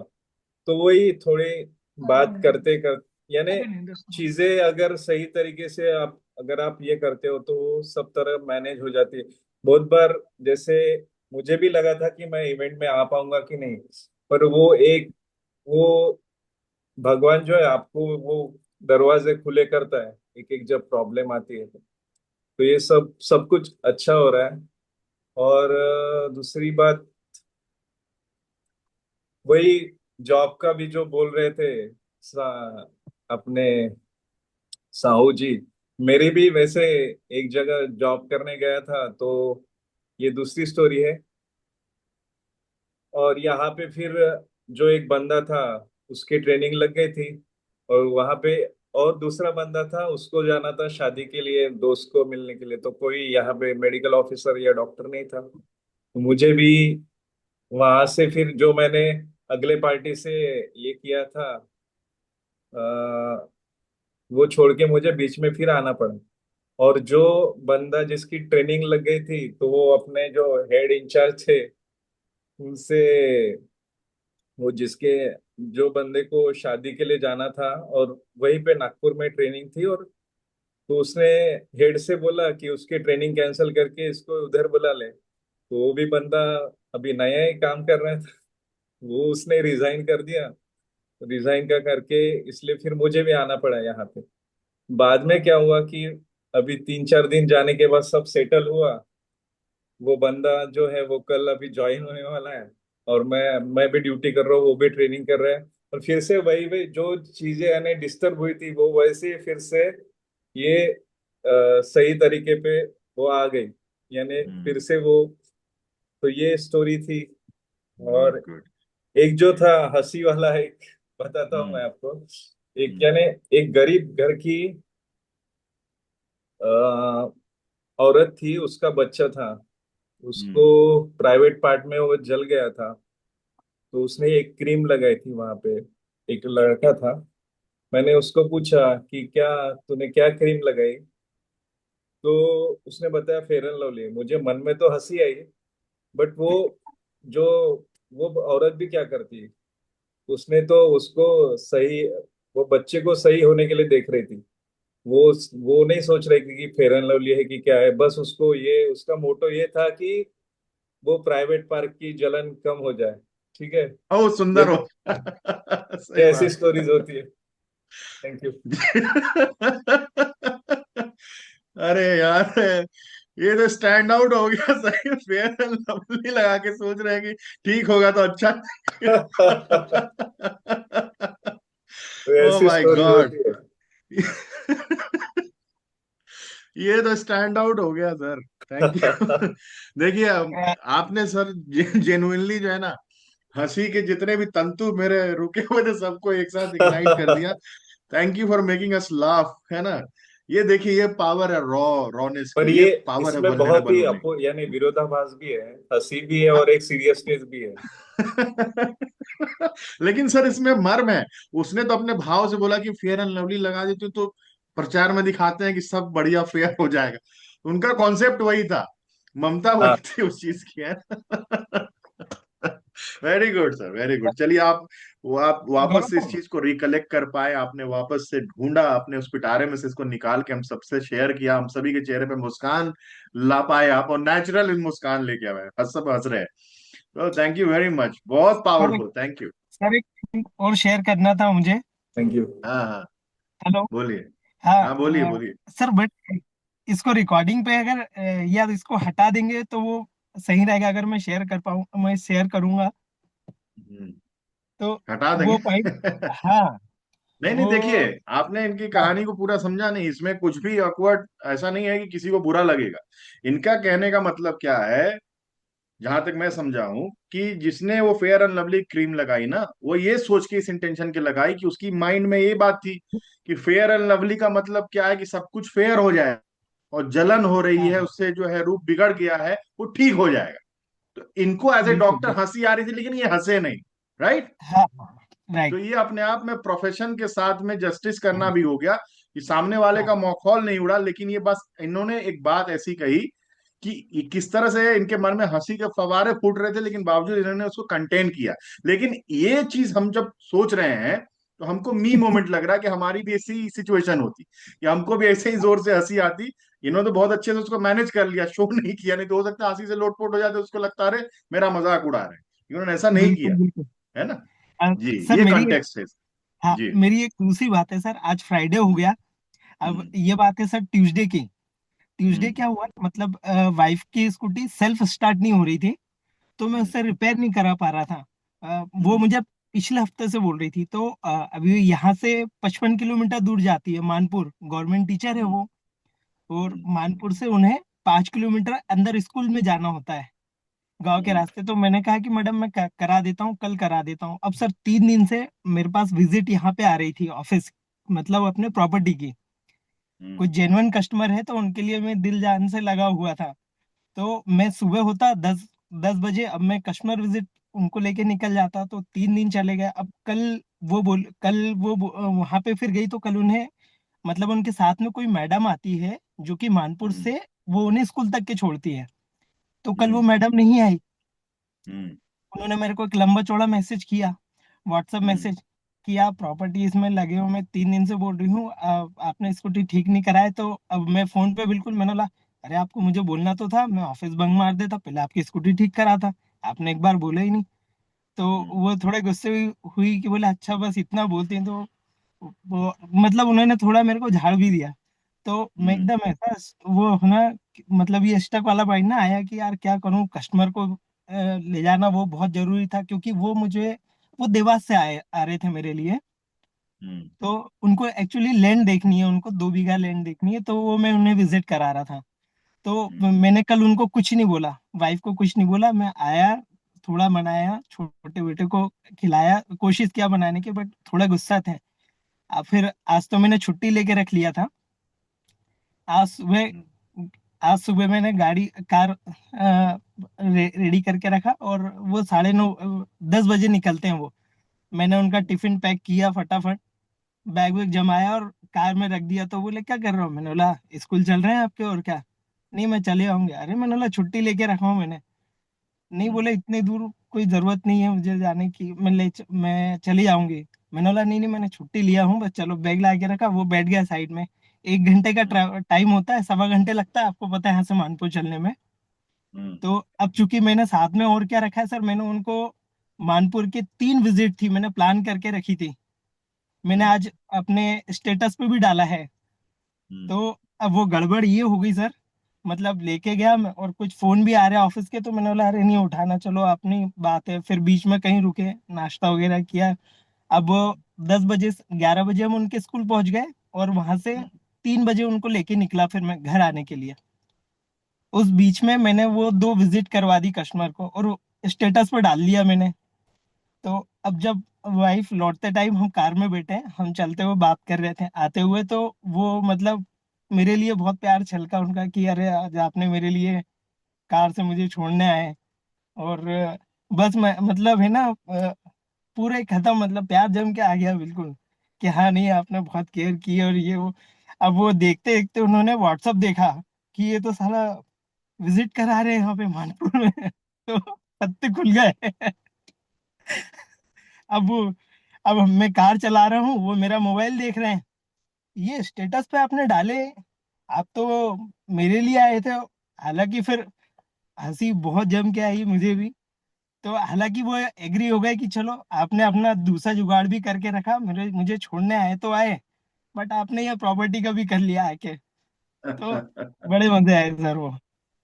हाँ ठीक है, बढ़िया है, विन विन सिचुएशन हो गई, लेकिन वो जो हाँ आपने हाँ, ऑकवर्ड बिल्कुल मोमेंट्स। बिल्कुल बिल्कुल। लेकिन चलिए। वो हुआ ये कि पहले हम्म। मैं उन्हें मतलब मना रहा था ना कि मेरा सारा टाइम आपके लिए है, मैं आपको हम्म। छोड़ने आऊंगा यहाँ पे और आपको लेके चलूंगा, और 3 बजे तक के मैं बैठे रहूंगा, बिल्कुल मुझे कोई काम नहीं है, हम्म। मैं आपके लिए बैठे रहूंगा।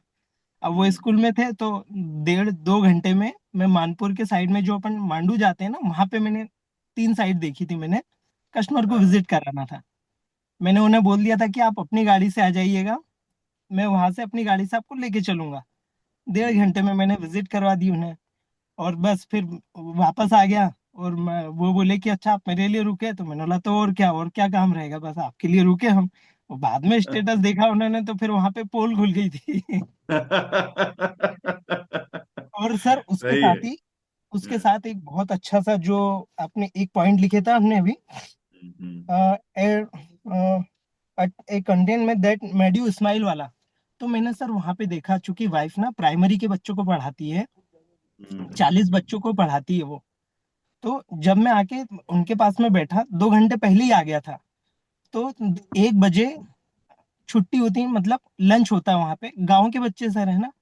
तो हम्म। अब वो खेल रहे हैं, तो मैं चेयर लाके एक बच्चे ने रखा, अब वो कुछ भी खेल खेल रहे, तो मैंने देखा सर, वो बिल्कुल नंगे पाँव, हाथ पैर गंदे, और किसी चीज की शिकायत नहीं, और इतना फुल्ली इंजॉय कर रहे थे। तो मैंने उनको डीपली ऑब्जर्व करा, क्योंकि मैं फ्री ऑफ माइंड था, मैंने मोबाइल भी गाड़ी में रख दिया था, आके वहां पे बैठ गया था।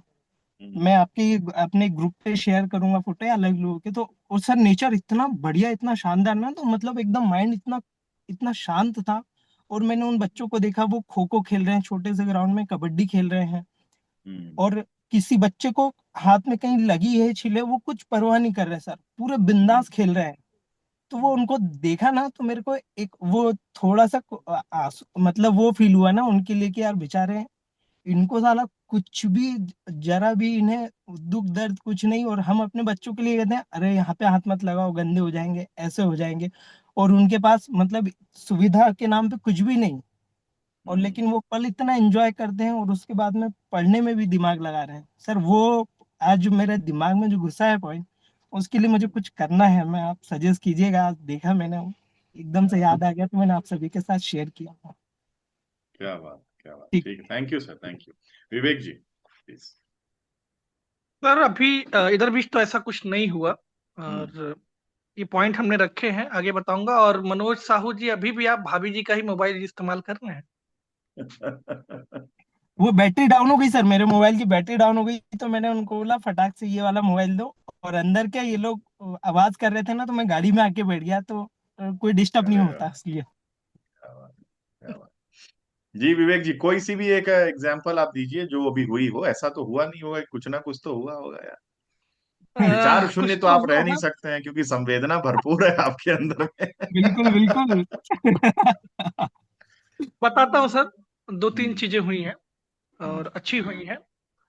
सबसे इम्पोर्टेंट चीज तो यह है कि जैसे मैं सुबह उठता हूँ तो मेरी डिक्शनरी में ना नहीं है, वाह, क्या बात। चाहे मेरे जेब में कुछ हो या ना हो। हम्म, वाह वाह वाह वाह। डिक्शनरी में ना शब्द है ही नहीं।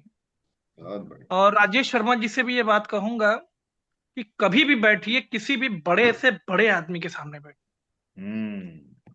किसी के सामने भी बैठिए, खुद से बड़ा किसी को मत समझिएगा। क्या बात है, क्या बात है, क्या बात। ईगो, ईगो और घमंड का बहुत पतला सा धागा है। ये हाँ। कॉन्फिडेंस और घमंड और ईगो के बीच का धागा है, और उसको कॉन्फिडेंस मान के चलिए। हम्म। चाहे जेब में 10 रुपए रहें, लेकिन बात 10 करोड़ की ही होनी चाहिए, क्या बात है, क्या बात और है। गजब कॉन्फिडेंस गजब। आंखों से झलकना चाहिए। मैं आपको दो तीन एग्जांपल देता हूं। अब हम्म। तो भाभी जी के मोबाइल से भी मेरे भाई सुन रहे हैं, तो कुछ तो बात दमदार होनी चाहिए। अभी हमने एक, मेरा इंस्टीट्यूशन है, आप सभी लोग जानते हैं। उस इंस्टीट्यूशन से मैंने एक टाई अप किया अभी, गर्ल्स कॉलेज का। हम्म। और वो लेडी लगभग 55+ होंगी, बहुत हम्म। कड़क। और कई लोग उनके यहाँ टाई अप करने के लिए गए, लेकिन सक्सेसफुल नहीं हुए। और हम्म। मुझे इस बात का बड़ा गुमान और बड़ा प्राउड रहता है कि मैं कुछ भी कर लूं। हम्म। मैं गया उनके पास, एक बार मिला, 2 बार मिला, 3 बार मिला। हम्म। और हमने उस एमओयू को साइन किया। एमओयू साइन किया, हमने क्लासेस स्टार्ट की। और उसके बाद उन्होंने एक शब्द मुझसे कहा कि वो उनके पर्सनालिटी को सूट नहीं करता, मुझे लगता है, जहां तक मैं जान पा रहा हूं, कि वो किसी चीज को अप्रिशिएट करे। बहुत बंधी हुई पर्सनालिटी, बहुत रिजर्व पर्सनालिटी। लेकिन मेरे लगातार मिलने, बातचीत करने और अपनी नॉलेज शेयर करने के आधार पे उन्होंने ये बात मुझसे कहा कि आप आते थे, बात करते थे, और मैं क्यों आपसे बात करती थी मैं ये नहीं जानती।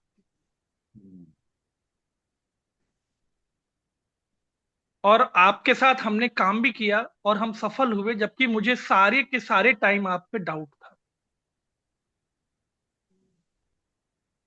कैरेक्टर हमेशा आपका, आपके काम को बढ़ाता है। वो पूरी बॉडी में आपके संचार के रूप में चलता है। एक सबसे इंपॉर्टेंट चीज तो ये रही, इसमें ऑकवर्ड मोमेंट भी है, थोड़ा सा नोटिस करने वाली चीज है। हाँ जी, बताइए। अभी मेरे सामने, मैं अभी ये लिख रहा हूं आपकी सारी हम्म। बातें, और मेरे पास सामने देखिए ये है रियल एस्टेट का, हम्म। देख रहे होंगे, क्योंकि मुझे सुबह से ही नकाब लगा के चलना होता है, क्योंकि मैं पॉलिटिशियन भी हूँ, एडवोकेट भी हूँ, और रियल एस्टेट में भी आ गया हूँ, तो मुझे कई नकाब पहनने पड़ते हैं। ठीक है। गजब। और मुझे कई रूप बदलने पड़ते हैं। अभी मैं अपने नेचुरल रूप में हूँ। तो मैं इनके पास गया, ये जो 100 एकड़ विंटेज टाउन है, इनके पास किसी के माध्यम से गया। तो उन्होंने कहा कि ये लड़का नया नया है, काम सीखना चाहता है। तो बोले कि हाँ हाँ ठीक है, ले आइए इनको। उनके साथ मैं 3-4 जगह गया, बातचीत किया, सब कुछ देखा। फिर उनके मैं ओनर से मिला। वो बैठे, मुझे बैठाए, तो हमारे बीच डिस्कशन हुआ। डिस्कशन होने के बाद अचानक उनके ऑफिस में एक ऐसा व्यक्ति आ गया जो मेरे पॉलिटिकल बैकग्राउंड को जानता था। हम्म। और वो एकदम से मुझे देख करके स्टक हो गया, और वो उनका बॉस था। हम्म। ये परसों की घटना है सर। और मैं नहीं चाहते हुए भी ये नहीं कह पाया कि आप मेरे बारे में कुछ कहो। हम्म। तो उन्होंने मेरे फैमिली बैकग्राउंड के बारे में डिस्कशन किया। तो वो आदमी खड़ा हो गया कि अरे सर, ये तो मेरे यहाँ काम करने आए थे। तो मेरे साथ वाले ने बताया कि नहीं सर, ये काम करने नहीं आए थे, ये एज ए इन्वेस्टर के रूप में प्रॉपर्टीज को देख रहे हैं। इनकी आदत है डाउन टू अर्थ जाकर के काम करने की। एक ये सबसे अच्छी कड़ी रही कि उनको मैं बहुत, मतलब कि वो ट्रांसपेरेंट रूम में उनको ये समझ में आ गया कि ये बहुत डिसेंट है। और वो उन्होंने मुझसे कहा कि सर आप मेरे साथ काम कीजिए, हम चाहते हैं कि आप मेरे साथ जुड़ें। हम्म। दूसरा दिन है, मैंने इनके साथ में आज बहुत काम किया। एक तीसरी चीज अपने अमूल भाई के लिए की हमने, कि हम्म। आप सभी लोग जानते हैं कि उनके पास पेटेंट है और उन्होंने कार्बन फाइबर पे काम किया है। और आज उत्तर प्रदेश में जो सारे इंजीनियरिंग एसोसिएशन के प्रेसिडेंट हैं, हम्म। आपको मैं दिख रहा हूँ?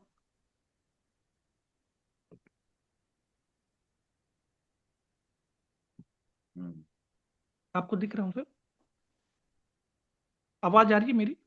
हाँ, आ रही है। हाँ ये सर और आ रही है। आज मैं वो इंजीनियरिंग एसोसिएशन के यहाँ गया था जिन्होंने मुझे बुक दी है। अच्छा। हाँ। और ये ऑल ओवर यूपी के एसोसिएशन के प्रेसिडेंट हैं। अच्छा। हाँ। और एक डायरी भी दी जिन्होंने। और मैं हम्म। इन्हीं कार्बन फाइबर के बारे में बात करने गया था। तो मैंने स्टडी कर ली थी कि कार्बन फाइबर का हाँ कैसे कैसे काम होता है, क्या सारी चीजें हैं। ये सारा स्टडी बना लिया था, सारा पीडीएफ रखा हुआ था, सारी फाइल रखी थी। और ये आईएएस रैंक के होते हैं ये लोग। हम्म। तो मैं गया, बैठा, बात किया। और ईश्वर गवाह है, हम लोग 2.5 घंटे बातचीत की। हम्म। क्या बात है। 2.5 घंटे बातचीत की। तो मैं यही कहना चाहता हूँ कि ये जो सबसे बड़ी चीज है जो आप काम कर रहे हैं, लोगों के अंदर से चीजों को निकालने का, लोगों को हम्म। हेजिटेशन दूर करने का, यस। लैक ऑफ कॉन्फिडेंस जो है दूर करने का, सेल्फ डाउट दूर करने का। और मैं एक और बात कहना चाहूंगा कि कभी इसमें मत आइए कि हम कुछ जोड़ देंगे तो मेरा कुछ हो जाएगा, या हम कुछ घटा देंगे तो मेरा कम हो जाएगा। ईश्वर ने सबका थंब इम्प्रेशन अलग दिया है। 2 अरब जनसंख्या हम्म। यहाँ उत्तर पूरे भारत में है। सब अलग है, सबके 2 नाक कान बाल सब है, लेकिन सबका चेहरा देखिए अलग अलग है। हम्म। ईश्वर की बनाई हुई बड़ी अच्छी संरचना है। हम अपने ऊपर कभी सेल्फ। बहुत बढ़िया, क्या बात है। हैट्स ऑफ ठीक यू तो है सर। बात आपके विवेक अंदर सर। में। तो क्या मेरा बात। तो सर यही था। और यूनिक अच्छा रहा, बहुत पर्सपेक्टिव अच्छा। हमेशा लेके आते हैं और लास्ट में बोलना पसंद करते हैं। ये देखिए, एक और बिल्कुल। कला है इनकी। जबरदस्त। ये जबरदस्त एक देखिए। विवेक एक सर छोटा सा जबरदस्त। पॉइंट और, माफी चाहता हूँ। हम्म। और अभी एक पॉल्यूशन बोर्ड का केस मुझे मिला था, हम्म। और वो केस खारिज हो गया था। हम्म। और उसमें किसी सज्जन ने उसमें 8.5 लाख रुपए लेकर के वो बैठ गए, हम्म। और उनका काम भी नहीं किया। वो बेचारे मुझे मिले, उन्होंने बोला कि विवेक जी ऐसी सी बात है और मेरी फाइल अब अपील में है, हम्म। और वो खारिज हो जाएगा, और मेरा किसी तरीके से वो भट्टा बंद ना हो। तो मैंने हम्म। कहा ठीक है सर, मैं आपका केस लड़ूंगा, लेकिन मुझे फीस अच्छी चाहिए। हाँ। तो बोले सर हम पे करेंगे आपको फीस, लेकिन हम हमारा चाहते हैं कि हमारा ईंट भट्टा बंद न हो। हम्म। और हमने 20 तारीख को, अभी लास्ट 20 तारीख को हमने अपना वकालतनामा फाइल किया। 27 हम्म। की पहली हियरिंग हुई, और दूसरी हम्म। हियरिंग 2 तारीख में थी। सॉरी, मुझे लगता है कि बता रहा हूँ, हाँ 2 तारीख को मंडे को ही थी। और जजमेंट अपने फेवर में हुआ सर। हम्म अभी जजमेंट लिखा नहीं गया है, जजमेंट रिजर्व्ड है। और आर्गुमेंट बहुत अच्छी हुई थी। एक आरटीआई एक्टिविस्ट ने कुछ चीजों को लगा करके उनके खिलाफ उनका भट्टा बंद करवाया था। हम्म और कुछ ही पॉइंट्स हमारे पास थे, जैसे दिल्ली का भी पॉइंट है हमारे पास था, मुंबई का भी था, कि मुंबई जैसे शहरों में और दिल्ली जैसे शहरों में भी बीच जगहों पे पॉल्यूशन होने के, बिजली के द्वारा जो पॉल्यूशन होते हैं उसकी साइटेशन सुप्रीम कोर्ट की है। हम्म उनको दो तीन चीजों को लगा करके मैंने वो बहस की थी, और उसमें जितने भी उसके पॉइंट्स थे सब डिनाई हुए। हम्म और ये केवल कॉन्फिडेंस के बल पे हुआ सर, हम्म केवल कॉन्फिडेंस के बल पे। तो मैं बहुत अपने बढ़िया। सभी मित्रों से और सभी बुजुर्गों से यही गुजारिश करूंगा कि कम मत आकिए खुद को। पीके कितना अच्छा लगा, लेकिन पीके अपने स्वयं के लिए नहीं लड़ा, और पीके की पार्टी कहीं भी जीती नहीं। देखिए कितनी बड़ी बात है। और स्टीव जॉब्स वाली बात भी मैं लास्ट टाइम आपके यहाँ कहना चाहता था कि स्टे हंग्री स्टे फुलिश। मैं फुलिश था उसके यहाँ जहां पे मैं काम करने गया, यहाँ कॉर्पोरेट वर्ल्ड में। और स्टे हंग्री था कि मुझे कुछ सीखना है, इसको रखिए। बढ़िया, thank you very sir. Good, बहुत बढ़िया, क्या बात है। देखिए विवेक जी जो है ना, एक बहुत सुंदर ऑब्जर्वर है। मतलब चुपचाप देखते हैं और बहुत पूरे पूरे अटेंशन के साथ। ऐसा नहीं कि कोई व्यक्ति अगर कमजोर बोल रहा तो उसको नहीं सुन रहे हैं, या फिर कोई बहुत मजबूत बोल रहा तो उसको एक्स्ट्रा। सम भाव से ही चुपचाप सुनते हैं, देखते हैं, अनुभव करते हैं, और उसके बाद सभी चीजों को पिरो कर जब प्रस्तुत करते हैं तो आनंद तो आता ही आता है। Thank you very much Vivek sir, बहुत अच्छा लगा सुन के। और इन्होंने एक बात कही ना कि आप भी ऊपर वाले की बनवाई बनाई हुई रचना हो, आप कैसे कम हो सकते हो किसी से? जब उसी के अंश हो आप, तो आप में कमी कहां से हो गई? तो कॉन्फिडेंस तो आपको भगवान ने दिया हुआ है कि आप उसी के अंश हो, तो उसको अगर आप अंडर एस्टिमेट कर रहे हो तो फिर आप उसका अपमान कर रहे हो। ऐसा मत करो। भारत जो शब्द है अपने आप में बहुत अद्भुत है। भा है, भास्कर से आया है कि नहीं? कि जी जो सदैव प्रकाश में लीन है वो मेरा देश भारत। भारत जो प्रकाश में सदैव लीन है, जो प्रकाश की बात करता है, वो मेरा देश भारत है। और हम उसी भारत के बच्चे हैं, हम उस भारत के अंश हैं। तो हम कहां से कम होंगे? हमारे माध्यम से प्रकाश फैलाने वाले अगर कुछ कार्य हो रहे हैं तो हम सभी भारतीय हैं। और हमारे माध्यम से तिमिर का साम्राज्य अगर फैल रहा है और उसमें हम सहयोगी हैं, तो हमें अपने आप को भारतीय कहलाने का कोई अधिकार नहीं। तो विवेक जी की बात से बिल्कुल सहमत हूं कि अपना आपका जो कॉन्फिडेंस है अगर कहीं खो गया है या फिर आप उसको पहचान नहीं पा रहे हैं, तो कल भी मैंने एक बात करी थी कॉन्फिडेंस के बारे में, कि कॉन्फिडेंस ये नहीं होता है कि कितना नॉलेज आपके पास में, आप कौन से घर से आते हैं। कॉन्फिडेंस का मतलब ये होता है you have the belief that you will figure it out. You will figure it out. कुछ भी हो, I will manage, I will make do, I will find a solution. This conviction in your ability will definitely propel you towards success, and you will be surprised to know that you had this potential within you, but you did not dare to find it out. To keep believing in the beauty of your dreams, because you are special. You are the children of this great Almighty. सभी लोगों को यह विश्वास होना चाहिए कि जब हम उसकी बनाई हुई कृति हैं, तो उसकी बनाई हुई कृति में कैसे कुछ कमी हो सकती है। तो ये भरोसा, अपनी यूनिकनेस पे विश्वास रखिए और बस छा जाइए, जहां जाइए छा जाइए।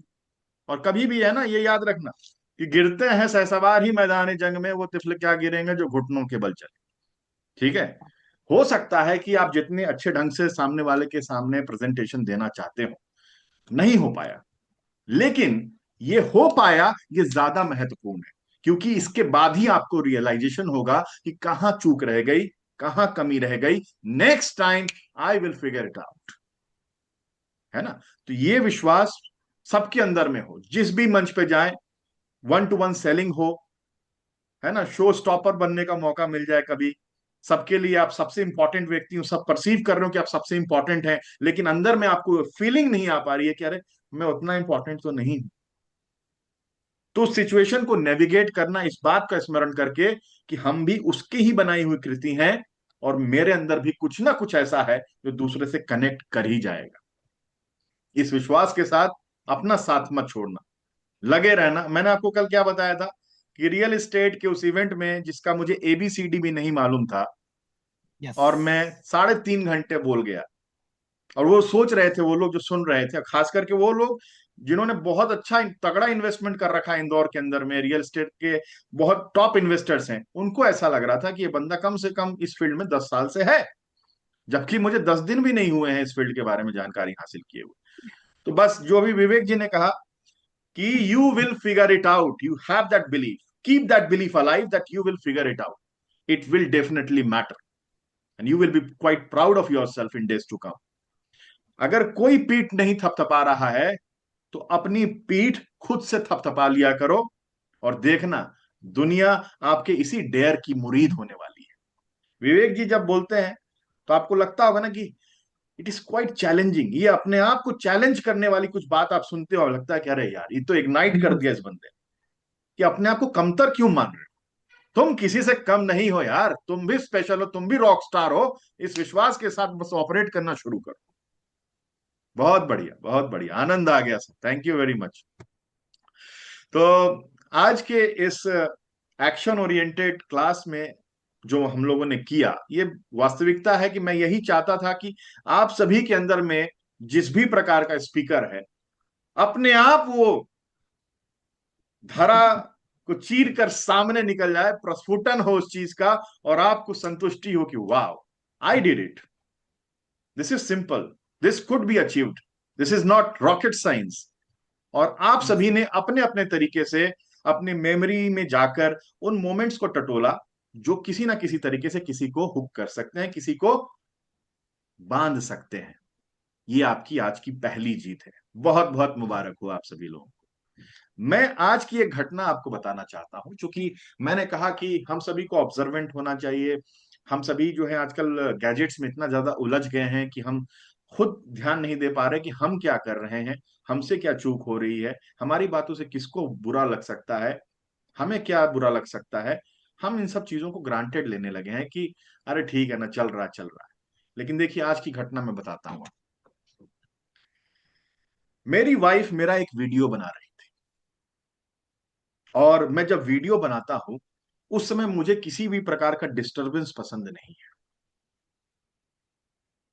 मैं घर में हूं, वीडियो बना रहा हूं, और मुझे किसी प्रकार का डिस्टरबेंस पसंद नहीं है, क्योंकि डिस्टरबेंस जैसे ही आती है ना, तो फिर मेरा मन जो है ना विचलित सा हो जाता है, मैं बहुत ज्यादा आक्रोशित हो जाता हूं, मुझे लगता है कि नहीं, ये इस जोन में मुझे कोई डिस्टर्ब ना करे।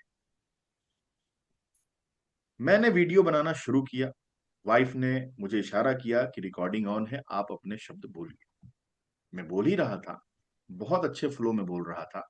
करीबन 30 सेकंड के दरमियान एक घटना घटती है, घंटी बजने लगती है, घंटी बजने लगती जोरों से। वो घंटी मेरी माँ बजा रही थी, और मेरे चेहरे पर आक्रोश इतना ज्यादा हो जाता है कि मैं चिल्ला उठता हूं, व्हाट इज दिस, क्यों मम्मी। उसी समय वो घंटी बजना बंद हो जाती है।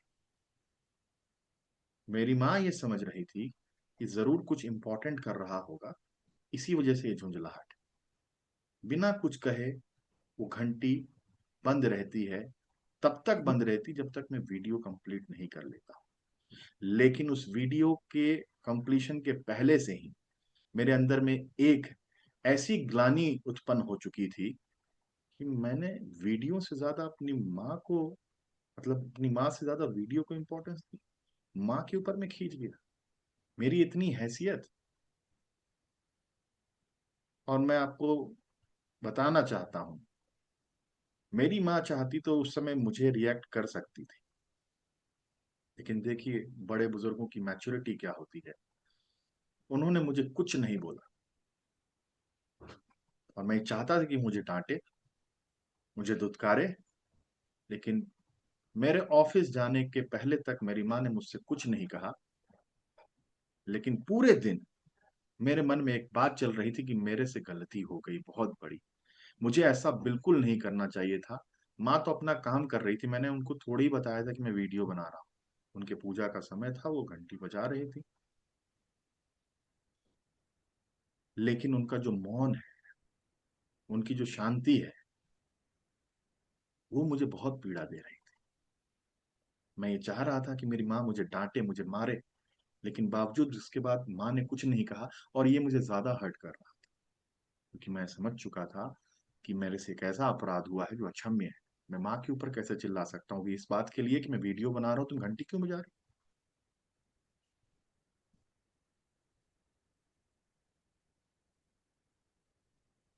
ये स्टोरी शेयर करने का मेरा एक ही उद्देश्य है कि हम सभी कभी कभी अपने आप को इतना इंपॉर्टेंट समझ लेते हैं कि जिसकी वजह से हमारा इंपॉर्टेंस है, उसको ही ग्रांटेड ले लेते हैं। ऐसे हजार वीडियो बनाना छोड़ सकता सकता हूं मैं। माँ की इज्जत मेरे आंख के सामने खराब होते मैं नहीं देख सकता, लेकिन मेरे से ये गलती हो गई, इसके लिए मैं अपने आप को आज माफ नहीं कर पा रहा था। शाम को जब मैं ऑफिस से वापस लौटा हूँ, मैं ये सोच रहा था कि माँ से नजरें कैसे मिलाऊंगा। मेरी माँ ने मेरा मुस्कुरा के स्वागत किया। कैसे हो, कैसा रहा दिन आज का? मेरे आंखों में आंसू थे उसमें, मैं बता नहीं पा रहा हूँ। अब मुनव्वर राना का वो शेर मुझे ध्यान आ रहा है कि मेरे गुनाहों को वो ऐसे धो देती है, मेरे गुनाहों को वो ऐसे धो देती है, माँ जब गुस्से में होती है तो रो देती है।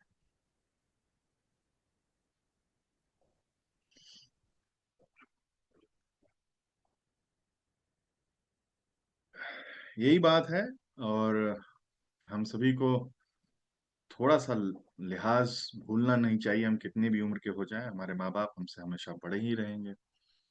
हमारी इतनी औकात नहीं है कि कभी हम उनकी बराबरी कर सकें, उनके एहसानों को हम कभी जीवन में नहीं चुका सकते हैं। तो कभी कभी हमें वापस से स्मरण दिलाना होगा अपने आप को कि जीवन में कुछ वैल्यूज होते हैं, और उन वैल्यूज को बार बार बार रिविजिट करना इंपॉर्टेंट है एज ए ह्यूमन बीइंग।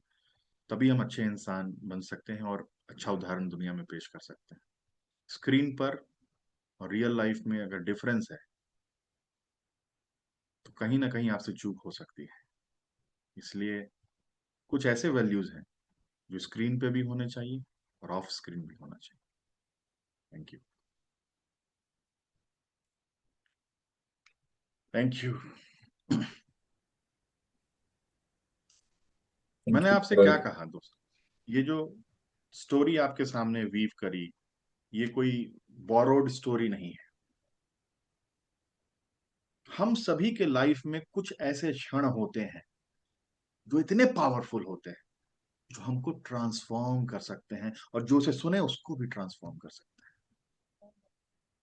हम देखना भूल गए हैं, हम ऑब्जर्व करना भूल गए हैं, हम तटस्थ भाव से अपनी हरकतों को देखना भूल गए हैं। हम ये भूल गए हैं कि हम माइंड नहीं है, हम भूल गए हैं कि हम ये बॉडी नहीं है। हम इससे ज्यादा पावरफुल चीज है, और हमारे पास में स्वतंत्रता है अपने आप को तटस्थ होकर ऑब्जर्व करने की। करके देखिए। स्टोरी टेलिंग बहुत छोटी सी चीज है, पब्लिक स्पीकिंग बहुत सी छोटी सी चीज है। संवेदनाओं को पहचानिए, उसकी इज्जत करना सीखिए, आप अपने आप में एक नायाब चीज बन जाएंगे। Thank you very much.